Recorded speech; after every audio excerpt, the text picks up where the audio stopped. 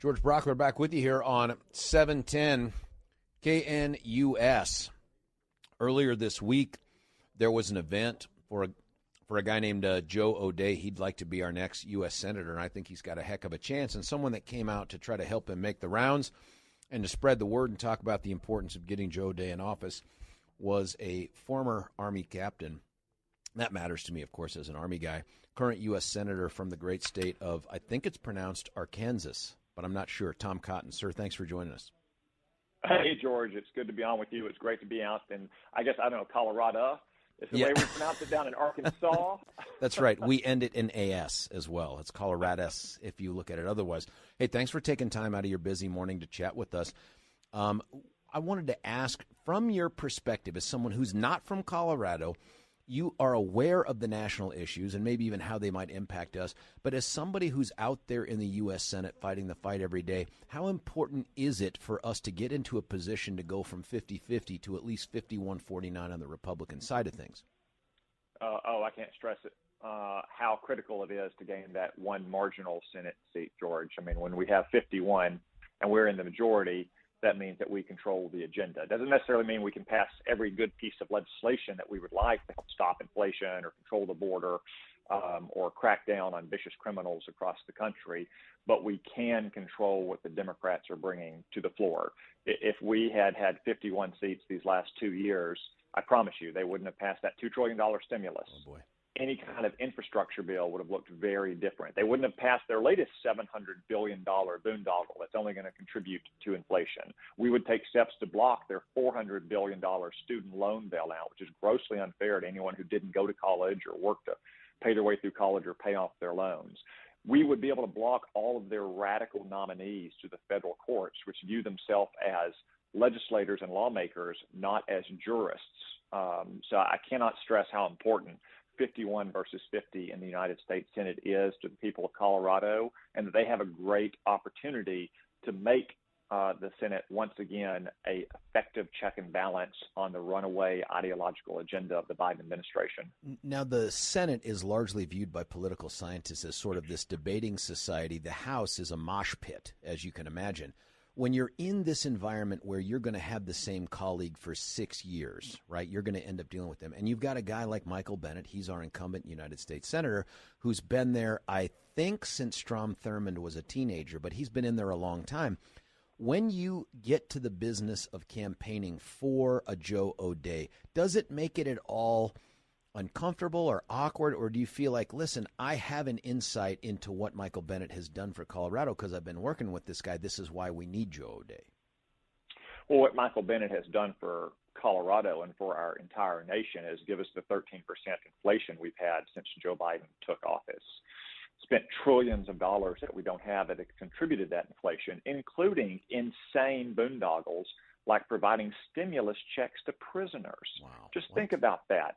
You have the United States government supermax prison in Colorado, Florence, yeah. and those prisoners, the worst of the worst, got stimulus checks because Michael Bennet voted against my amendment that would prohibit felons from getting them. Why would he do that? Michael Bennet because he is a rubber stamp for Joe Biden and Chuck Schumer and their left-wing ideological agenda. He is not the kind of clear-eyed, common-sense leader that Joe O'Dea will be for the people of Colorado. Michael Bennet votes with Joe Biden 98% of the time. So a vote for Michael Bennet is a vote for Joe Biden.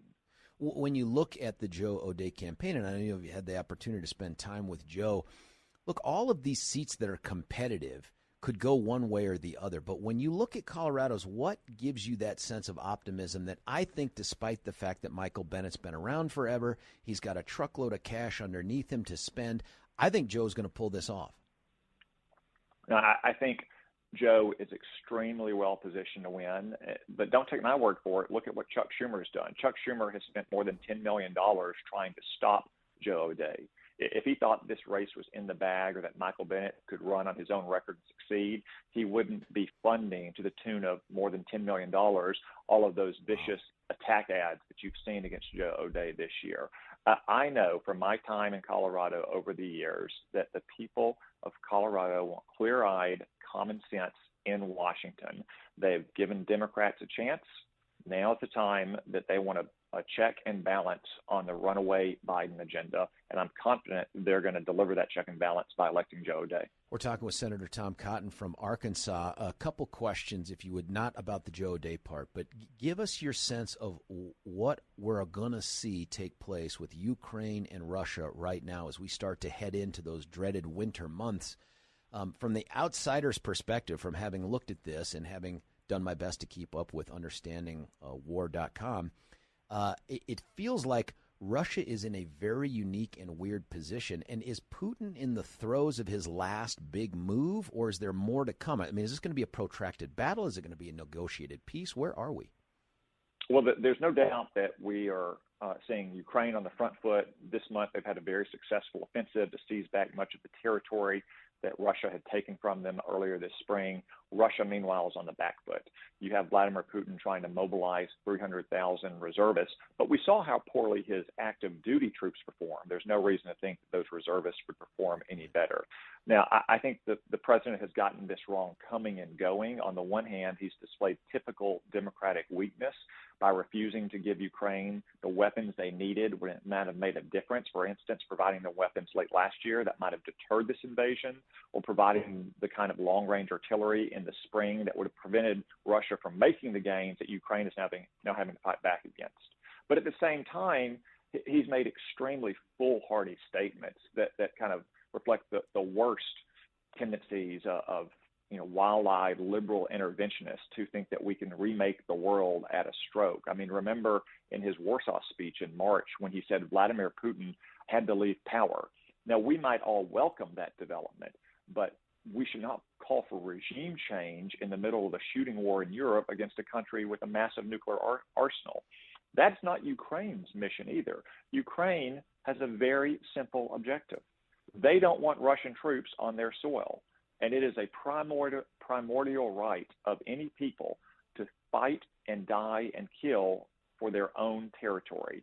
They're asking us to support them in that mission. That's a mission we should support them in. But we shouldn't be trying to go further than that. We should be providing them the weapons they need to fight the war, to defend their own soil and their own homes. Are we going to have a government shutdown? Only a couple days left. Continuing resolution? I think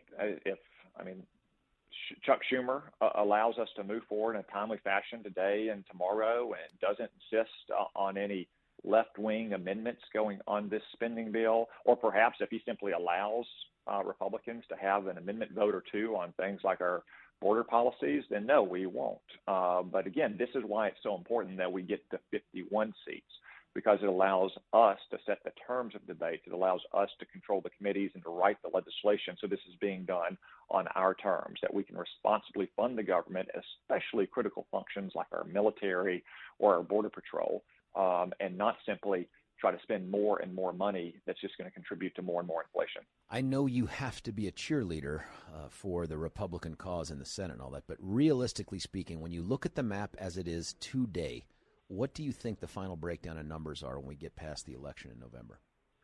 I think these races are going to be close, but I think in the end, the American people are going to simply look at their pocketbooks at the end of October when they're struggling to pay the bills for electricity or the gas bill, struggling to fill up their tank, struggling to buy food in the last week of the month. They're going to think about the quality of life in their communities and whether they can even take their kids to a park or go downtown with their spouse anymore, and say that we have to put the brakes on the Biden agenda, that we need people like Joe O'Dea in Colorado, Adam Laxalt in Nevada, Herschel Walker in Georgia, to put an effective check and balance on the Democrats in Washington. So I'm very confident we're going to win. At the same time, we can't have overconfidence or complacency.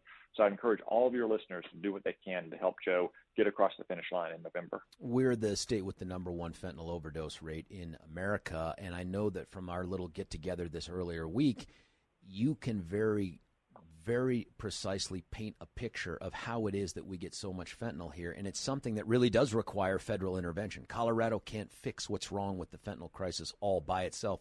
Why are we seeing this here?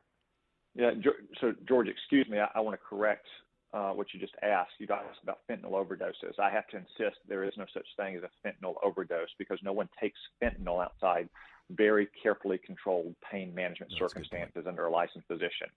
People take heroin, people take cocaine, people take meth, people smoke weed.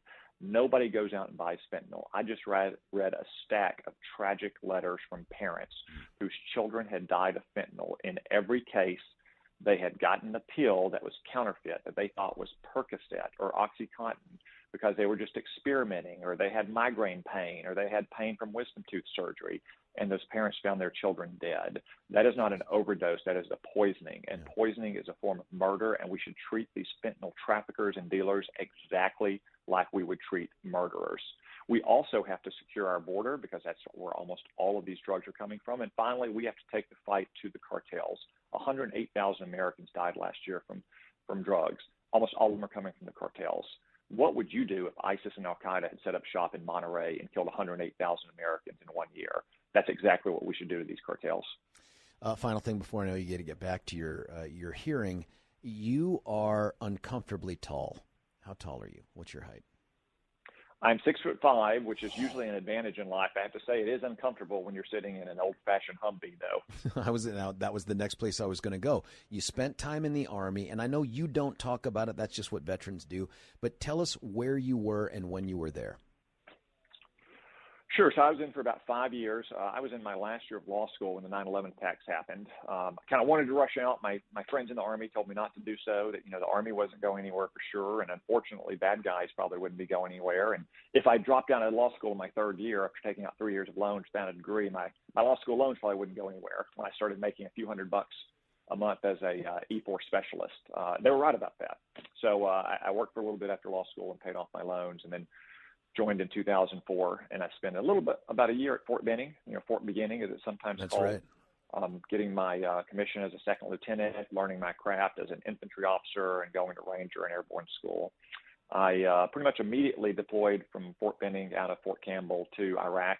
I was a platoon leader for 40 Screaming Eagles in Baghdad. 101st Airborne, there it is. Yep, Currahee stands alone. And then I was in Afghanistan in 2008 and 2009 on a reconstruction team. I was an operations officer, so kind of basically in charge of ground operations for a team that was led by an Air Force colonel. And in between those two tours, I was a platoon leader again at Arlington National Cemetery, where I performed military honors funerals for our fallen heroes and great veterans.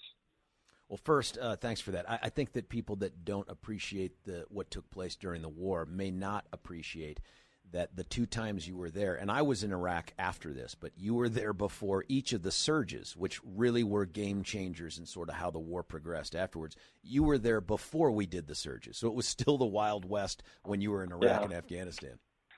Yeah. I like to think that it was just a coincidence that I was there right before the surge and not causation. But it was pretty bad in both places, and particularly bad in Baghdad in 2006. It was clear to me almost from the beginning, but especially after the end of my tour there, that we simply didn't have enough troops to control the population and protect them from both Al-Qaeda and various insurgent groups. That was a mistake that President Bush made in the early days of the war. Fortunately, he was able to correct that mistake with the surge in 2007.